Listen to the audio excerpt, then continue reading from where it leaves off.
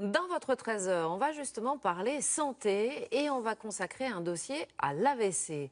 Parce que de plus en plus de Français en sont victimes. Écoutez bien, c'est 1 toutes les 4 minutes.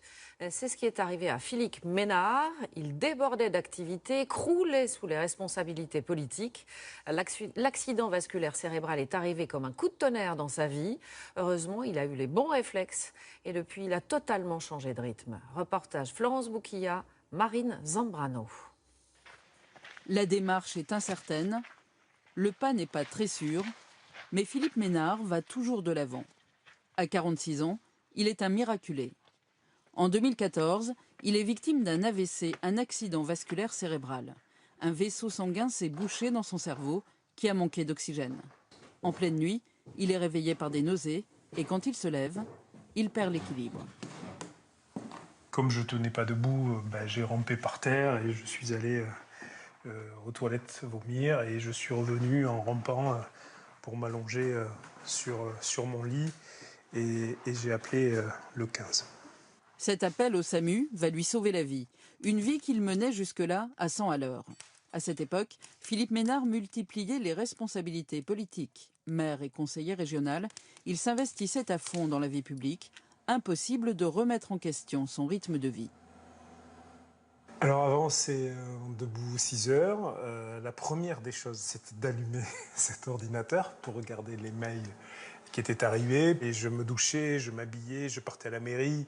De la mairie, je partais à la communauté de communes. De la communauté de communes, je partais au conseil régional. Et puis je revenais à la mairie parce que j'avais souvent des réunions à 18h, à 19h. Les dernières se finissaient à 21h, 21h30. Je rentrais à la maison, je mangeais vite, je regardais les mails. Voilà, et je partais me coucher souvent à minuit, 1h pour recommencer le lendemain matin. Quelques heures après son AVC, Philippe Ménard est transporté ici au CHU de Bordeaux. Monsieur Ménard.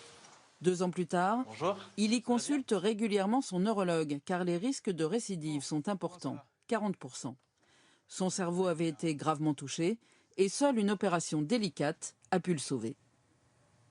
C'est le cervelet, donc la zone du cerveau qui s'occupe de l'équilibre, qui expliquait les symptômes qu'il avait. Et comme cette partie est abîmée, on voit que c'est différent de ce côté-ci par rapport à l'autre. Ce qu'on a fait un petit trou pour évacuer la partie de cerveau abîmée qui comprimait le reste. Et ce que l'on voit, c'est la cicatrice de l'accident vasculaire cérébral.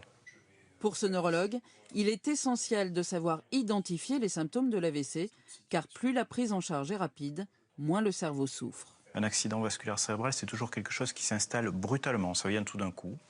C'est quelqu'un qui a du mal à parler, ou c'est quelqu'un qui a la bouche de travers, ou c'est quelqu'un qui a une faiblesse du bras ou de la jambe, comme une paralysie.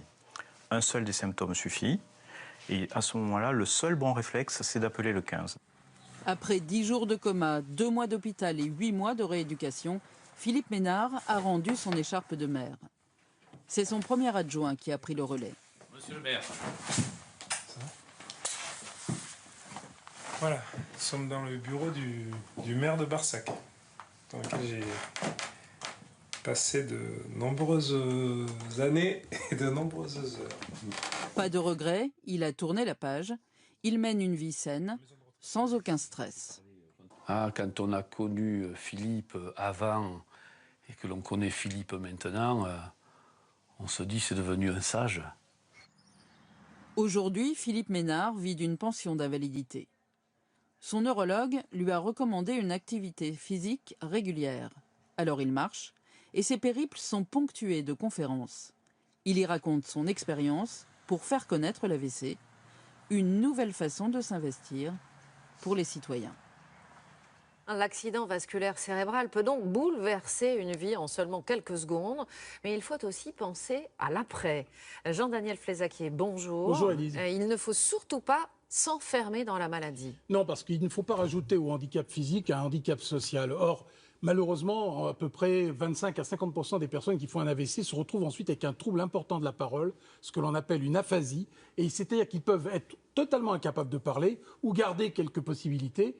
C'est très spectaculaire, très effrayant les premiers jours, mais avec une rééducation, une prise en charge de rééducation rapide à l'hôpital et dans les centres, et ensuite avec tout un tas d'exercices, on arrive à récupérer peu ou prou la parole. Pas toujours complètement, mais on y arrive.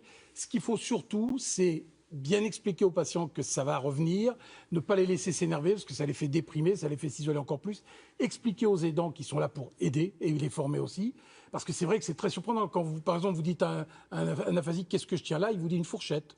Parce qu'il ne trouve pas le mot. Il sait que c'est un stylo, mais il voit que c'est un stylo, mais il ne trouve pas le mot. Donc, et puis surtout, faire en sorte que les gens aient du lien social. Ce n'est pas contagieux l'AVC. On peut garder ses amis. Et puis, il faut surtout voir d'autres aphasiques, voir d'autres familles aidantes.